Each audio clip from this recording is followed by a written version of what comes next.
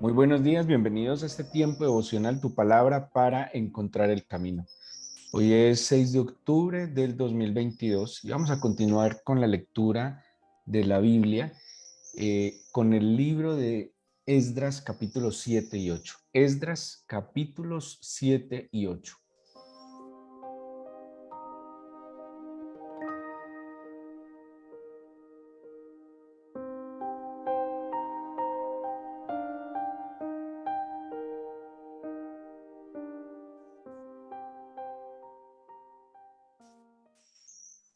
Aunque a Esdras se le atribuyen estos escritos, los libros de Crónicas, el libro en nuestra Biblia de Esdras, de Nehemías, incluso el de Esther, aquí es donde aparece en escenas este personaje conocido como Esdras. Algunos comentaristas atribuyen a Esdras el surgimiento de la religión judía como tal y lo reconocen como el recopilador de los escritos del Antiguo Testamento. Eh, Se conoce también como un gran reformador de la fe judía en medio del exilio. Habían aparecido dos personajes que están mencionados en los primeros 6 capítulos de este libro de Esdras, que son Josué y Zorobabel, que los hemos mencionado lo suficiente, que también están citados en los libros de Ageo y de Zacarías, como los precursores de esta misión de edificar el templo al Señor, con todas las dificultades externas, internas que ellos pudieron haber experimentado. En este punto de la historia, ya se ha edificado el templo, se ha terminado la edificación del templo. Eh, bueno, ahí hay una cantidad de situaciones muy conmovedoras que seguramente han sido y pueden ser muy útiles para nuestras vidas. Aparece Esdras entonces ya como protagonista de su escrito. De hecho, la narración en estos capítulos siguientes va a ser en primera persona. Esdras, como Josué, Josué hacía parte, hablo Josué, el sumo sacerdote que acompañó a Zorobabel, hacía parte de la realeza sacerdotal, de hecho era descendiente de Sadoc, y aquí nos ubica a Esdras en el versículo 5, para resumir un poco, dice, hijo de Abisúa, hijo de Finés, hijo de Eleazar, hijo de Aarón, primer sacerdote. ¿Sí? Aquí empieza Esdras a dar su propia genealogía, llegando a ser incluso de la línea de los sacerdotes, no simplemente una línea levítica, sino de la línea de los sacerdotes directamente desde Aarón. Así que este Esdras tiene pues esa experiencia de haber sido formado como sacerdote. Hay algo importante y le recuerdo que en el Antiguo Testamento dentro de las funciones del sacerdote, además de ministrar al Señor, ¿qué era lo que ellos hacían? Llevar las ofrendas al lugar santo, al lugar santísimo. De hecho, solo el sumo sacerdote podía llegar al lugar santísimo el día de la expiación. A propósito que en estos días se está celebrando en el mundo judío el Yom Kippur, día de la expiación, era el momento en que el sumo sacerdote podía ingresar, o más bien debía ingresar al lugar santísimo a ofrecer holocausto por el pecado de la nación. ¿Sí? Es un día en que se busca el perdón de la nación. Todos los días pues todos los días debe ser el día del perdón para nosotros, de arrepentirnos de nuestros diarios pecados, pero había un día en que el sacerdote, sumo sacerdote, oraba y buscaba el perdón del pecado nacional. Y, y también, además de estas ofrendas, el sacerdote tiene una función muy importante y era la instrucción del pueblo. ¿Sí? Esa era una responsabilidad fundamental. De hecho, si recuerdan, ayer en Malaquías, cuando estudiábamos los reclamos que el Señor le hacía al pueblo, había un reclamo que se le hacía particularmente a los sacerdotes. Y este reclamo que el Señor hacía estaba en que no estaban enseñando las instrucciones, ¿sí? O que las estaban enseñando mal. Es una función fundamental, además crítica en la sociedad israelita, la instrucción y la enseñanza de la palabra del Señor. Y esta función era del sacerdote. Y en Esdras se ve de una manera clarísima esta función de instruir, de enseñar en los principios y valores establecidos en la Escritura.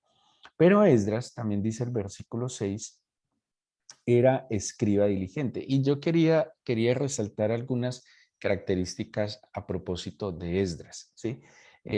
Dice el versículo 6, además de ser sacerdote, que era un escriba diligente. El escriba tenía además esa función de hacer copias de las escrituras. En aquella época no existía la imprenta, así que la única manera de tener una copia de un escrito era hacerlo a mano, lo que se va a conocer como manuscritos. ¿Sí? Ellos debían tomar a mano y empezar a replicar los escritos a mano. ¿Sí? Seguramente tuvo que escribir mucho Esdras para poder recopilar, organizar los textos, incluso pues con cierta coherencia. Algunos teóricos en la forma en cómo se establece la Biblia, dicen, y tiene mucho sentido, que la Biblia que nosotros hoy tenemos organizada, en otros momentos llegó a ser como ciertos fragmentos, ¿sí?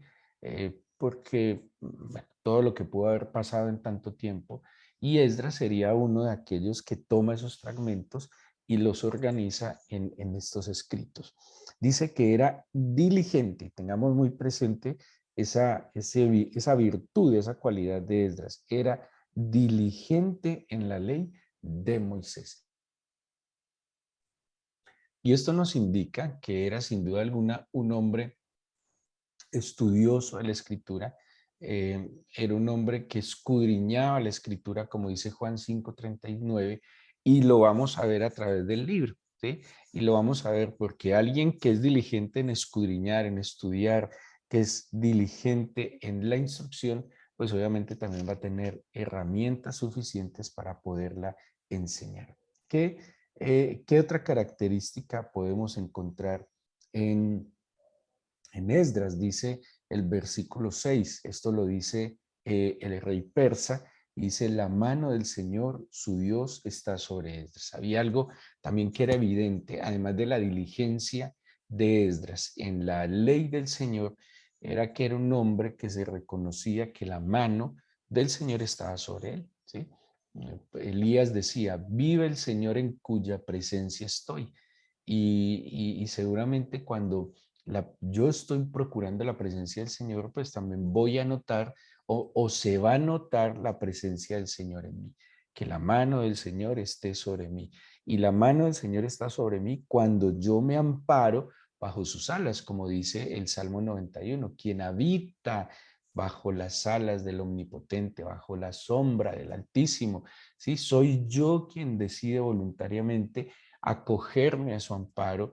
Y ojo, acogerme a su amparo no es solo que Él me proteja, me provea y me bendiga, sino que me sujeto también a su voluntad, ¿sí? Cuando yo me amparo bajo las alas protectoras del Señor, también me estoy amparando bajo su autoridad, bajo su dirección. Estoy amparándome bajo su poder soberano, ¿sí? Y entonces aquí vemos un hombre que se reconoce que el Señor está claramente con él.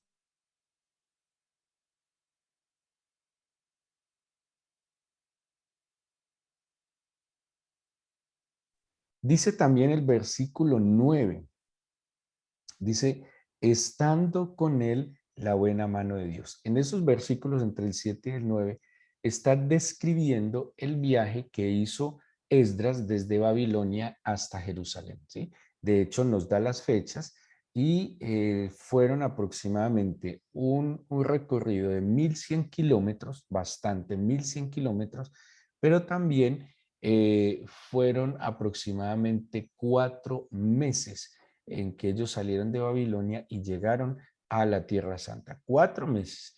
Y 4 meses en medio, pues imagínense, había enemigos, había zonas no tan claras, no tan positivas, aunque ellos no atravesaron el desierto, sino que siguen la ruta.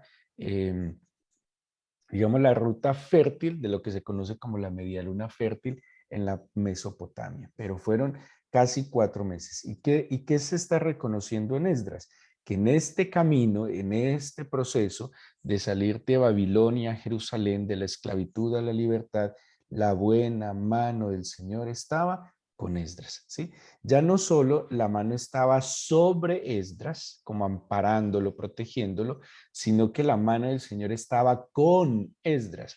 O sea que el accionar de Esdras, que el caminar de Esdras estaba plenamente bendecido por el Señor. Dice también el versículo 28 del mismo capítulo 7, la segunda parte dice, y yo, está hablando Esdras en primera persona, fortalecido por la mano de mi Dios sobre mí, reuní a los principales de Israel para que subiesen conmigo. ¿Sí? Si notan que bueno, ya vimos que era diligente, pero vemos que 3 veces hay un reconocimiento de la mano del Señor sobre Esdras, de la mano del Señor con Esdras. Esto tiene mucho sentido, mucho significado, porque Esdras se dejó ceñir del Señor. Esdras dejó que fuera la mano del Señor que lo amparara, que lo dirigiera, que lo protegiera. Y en todo este proceso se hizo evidente la mano del Señor. Esa es de esas eh, em, antropomorfismos que llaman cuando se le atribuye a través de un elemento físico humano un atributo divino, ¿sí? Y la mano del Señor es su poder, la mano del Señor es su autoridad, la mano del Señor es su protección, la mano del Señor es su dirección, ¿sí? Él se dejó ceñir de la mano del Señor que lo guió en cada uno de estos procesos.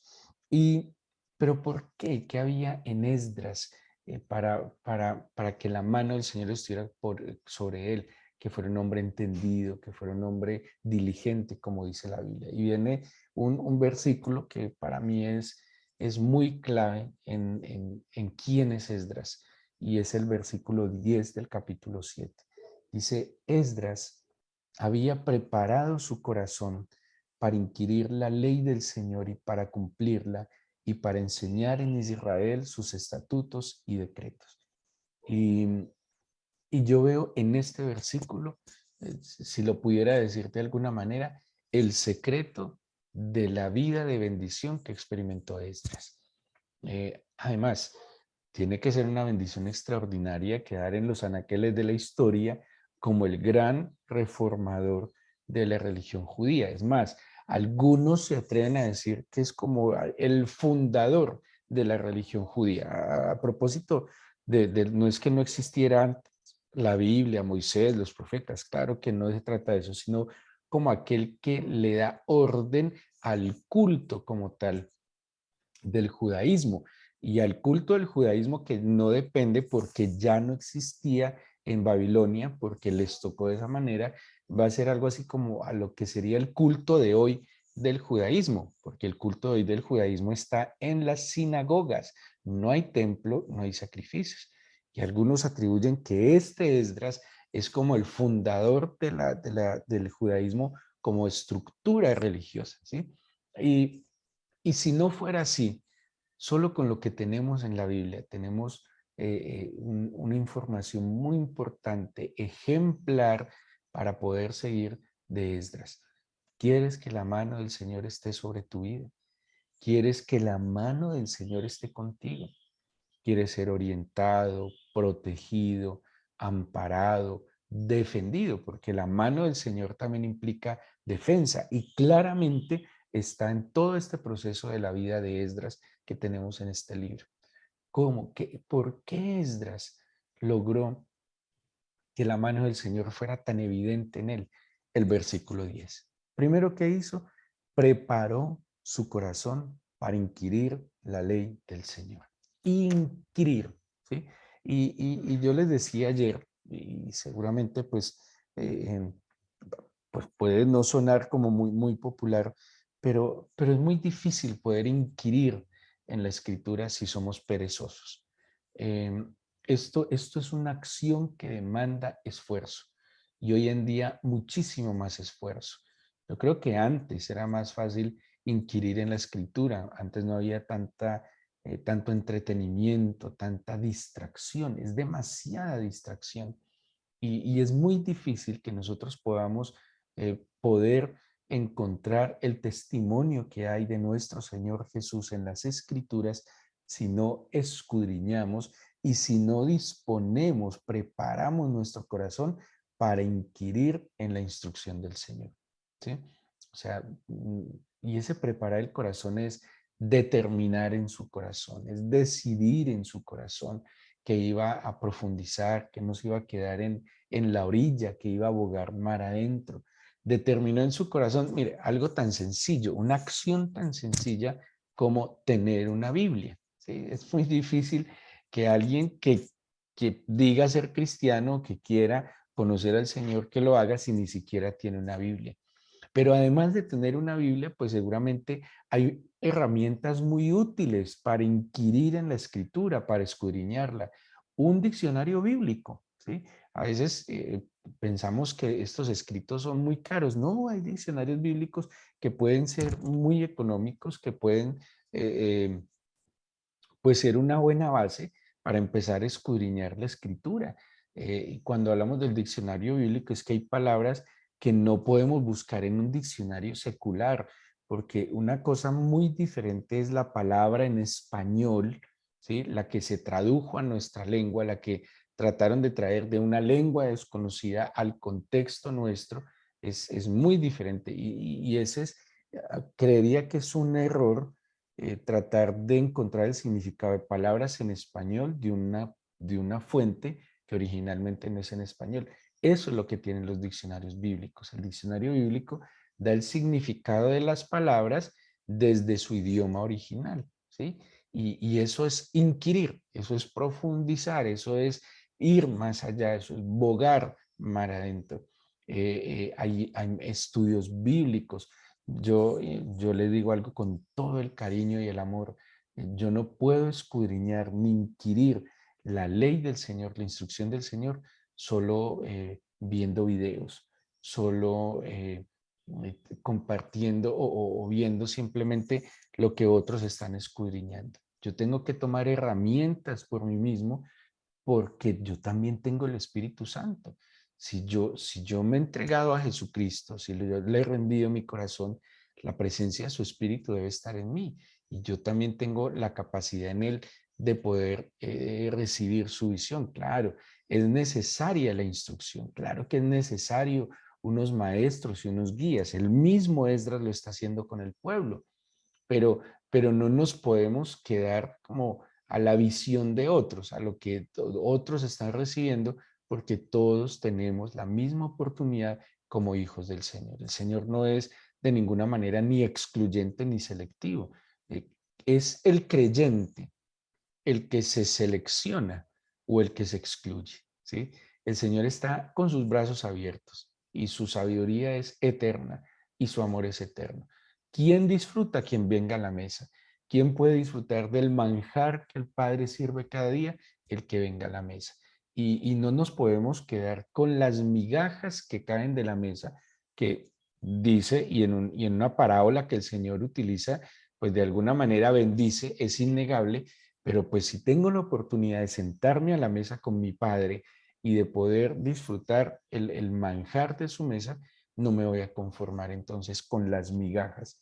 Dice que Esdras prepara su corazón para inquirir la ley del Señor y eso implica sin duda alguna esfuerzo, tiempo, cantidad, calidad de tiempo.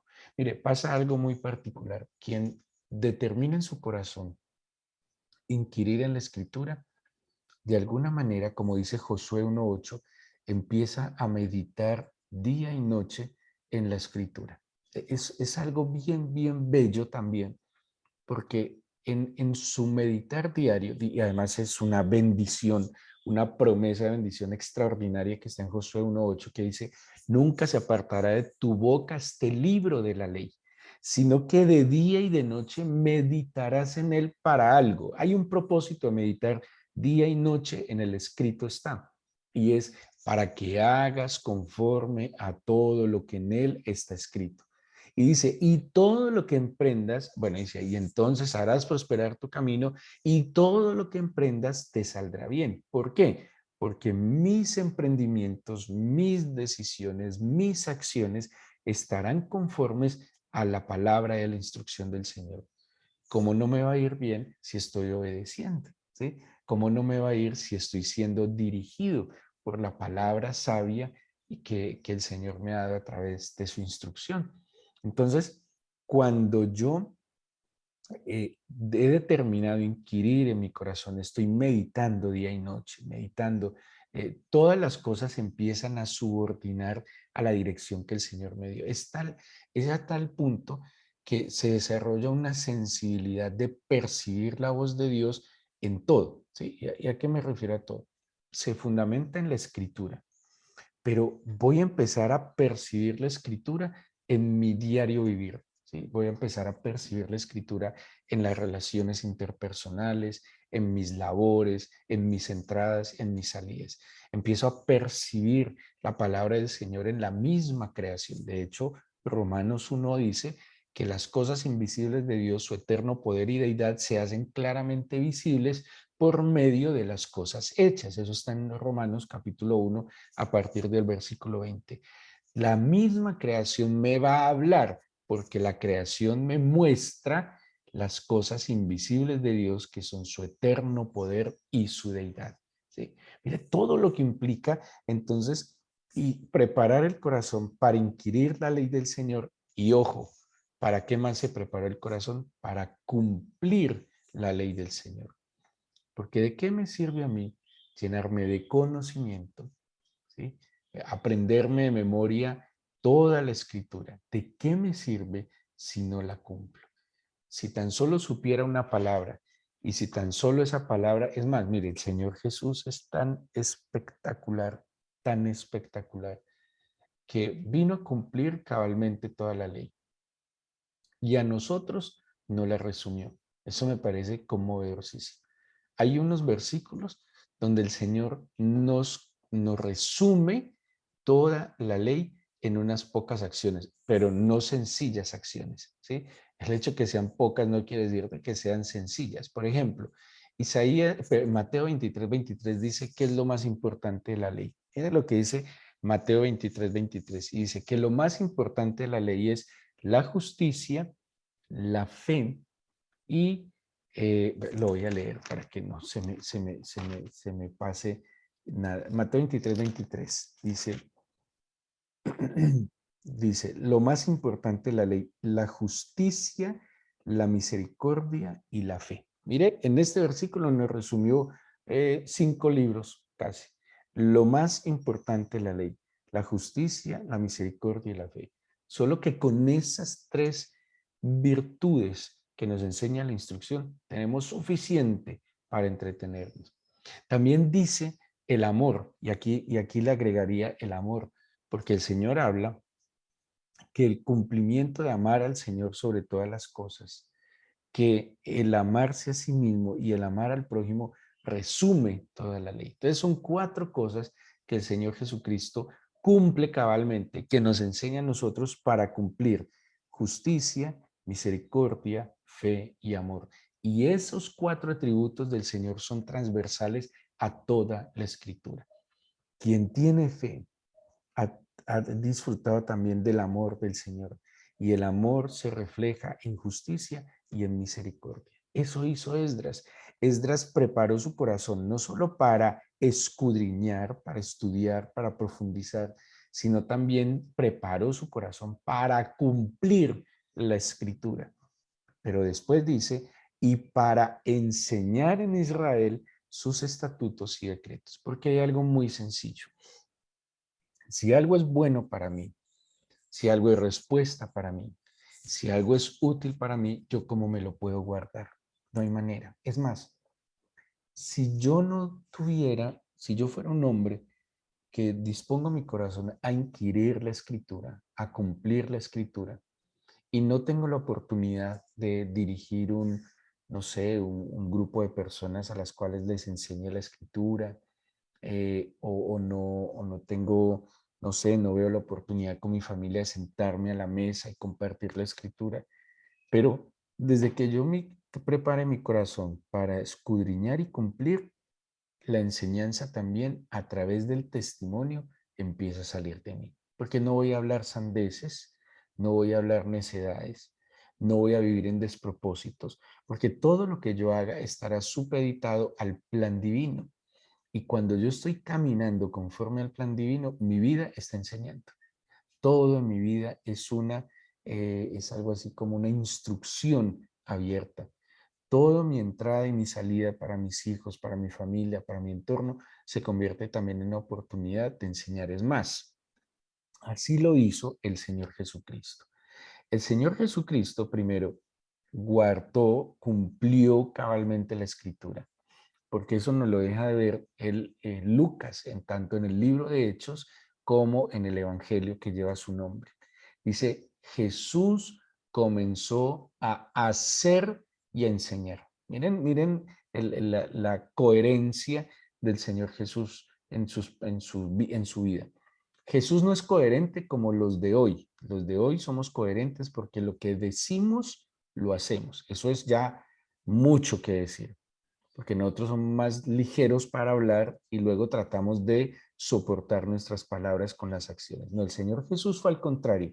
El Señor Jesús hizo calladamente, consecuentemente, diligentemente, permanentemente. Hacía, actuaba. La palabra era viva en él, ¿sí?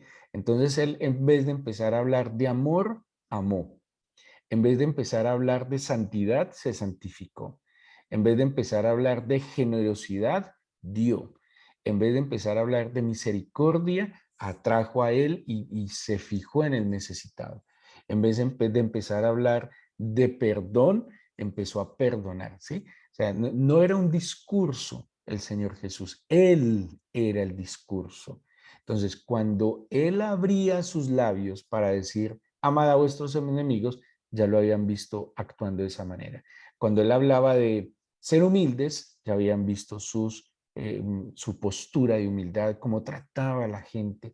Cuando él decía, amen, ámense los unos a los otros, él ya les había amado sirviéndoles, atendiéndoles a ellos, a los discípulos, a los apóstoles y a todas las personas, ¿sí? Así que en verdad, esta preparación del corazón de inquirir en la ley para cumplirla, sí o sí la consecuencia lógica será que la enseñaremos a aquellos que nos rodean. Primero, a través de un testimonio consistente. Tiene sentido, tiene absoluto sentido.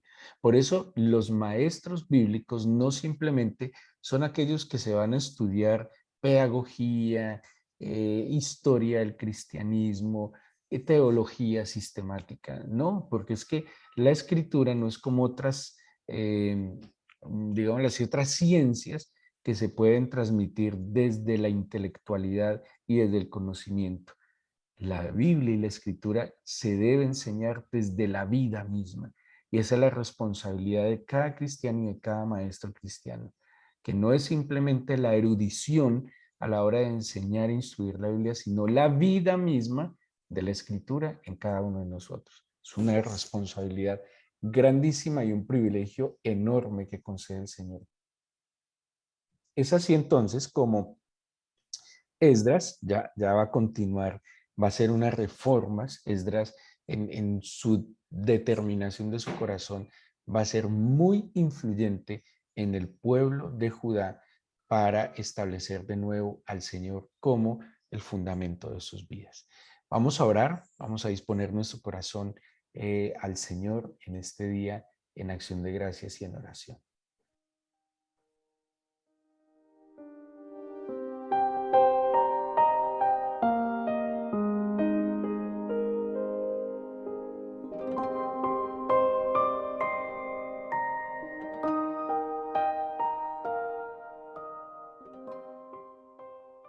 Pidámosle al Señor cada uno en nuestra oración que nos permita guardar en la profundidad de nuestra alma sus palabras y que podamos determinar hoy en nuestro corazón, no mañana, no más tarde, ahora mismo, y tomar la decisión de, de ir más allá, de hogar más allá, de profundizar.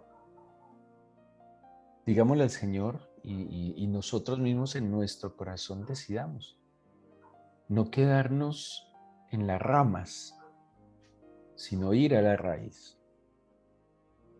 llegar a la profundidad de la verdad del Señor, que está disponible para todos. Y no está disponible en el Internet, está disponible en nuestro propio corazón y en la Escritura que soberanamente el Señor ha dejado como testimonio y ha permitido como testimonio en medio de nosotros. Para muchos de los que estamos hoy aquí congregados o que escucharán este mensaje más adelante, una primera decisión es comprar una Biblia. Queremos escudriñar la Escritura, queremos inquirir en la ley del Señor. Tomemos la decisión de comprar una Biblia. No puede ser puede que haya dificultades económicas, pero gastamos el dinero en tantas cosas, Señor, que ¿cómo no va a haber para tener una Biblia en mis manos, no para mi casa, en mis manos? Si la Biblia es un medio útil a través del cual tú hablas, cada uno debería tener su Biblia. Es como si cada uno tuviera un teléfono para tener comunicación contigo. Es diferente un teléfono prestado, Señor. Por eso, tome decisiones. Y si ya tiene una Biblia, determine en su corazón tener una herramienta adicional, un diccionario, un comentario, una Biblia de estudio. Y si ya ha dado estos pasos, empiece a leerla y busque un maestro que le dé tranquilidad, que le dé confianza y procure seguir y ser dirigido en escudriñar la Escritura. Y combínela con un buen tiempo de oración. Porque claramente Esdras, Señor, tu mano estaba sobre él no solo porque escudriñaba la Escritura, tu mano estaba sobre él porque buscaba tu rostro, porque buscaba tu presencia. Porque tampoco me puedo quedar en la erudición de la Escritura si no me relaciono contigo. Sería además dañino, peligroso, llenarme de conocimiento bíblico sin conocerte personalmente. Y aquí es claro que tu presencia estaba con Esdras, porque Esdras estaba contigo. Yo te pido, Señor, que dispongas todas las cosas y que nosotros dispongamos nuestro corazón. Yo no te puedo pedir a ti, mi Señor, que dispongas mi corazón. Dame un empujón, si te pido. Dame un estímulo, dame una ayuda. Pero es una decisión que cada uno de nosotros debe tomar. Hoy, este es el día que tú has hecho para mí. Permíteme en él gozarme, disfrutarlo, pero también tomar decisiones que me acerquen a ti. Si usted ha determinado hoy, como hemos convocado en la iglesia, a este ayuno a partir de las 6 de la tarde, dígale, Señor, yo te quiero pedir que me acompañes en este ayuno. Esdras en el capítulo 8 también habla de un ayuno que publicó en el desierto de Ajabá y lo publicó buscando que los sentidos espirituales se agudizaran a su voz. Yo te entrego, Señor, este tiempo de ayuno que como iglesia hemos convocado, Señor. Te pedimos que nos acompañes y que en verdad nos permitas ver tu gloria, la sumatoria de todas tus perfecciones. Amado, coloca tu mano de poder y de bendición sobre cada uno de tus hijos. Edifícalos con tu palabra, estimúlalos a buenas obras, inquiétales con tu verdad, Señor. Que el conocimiento de tu verdad traiga libertad. Que tu verdad, Señor, quite el velo de nuestros ojos y el tapón de nuestros oídos para verte y escucharte. Muchas gracias, mi Señor, por escuchar nuestra oración. En el nombre de Jesús. Amén.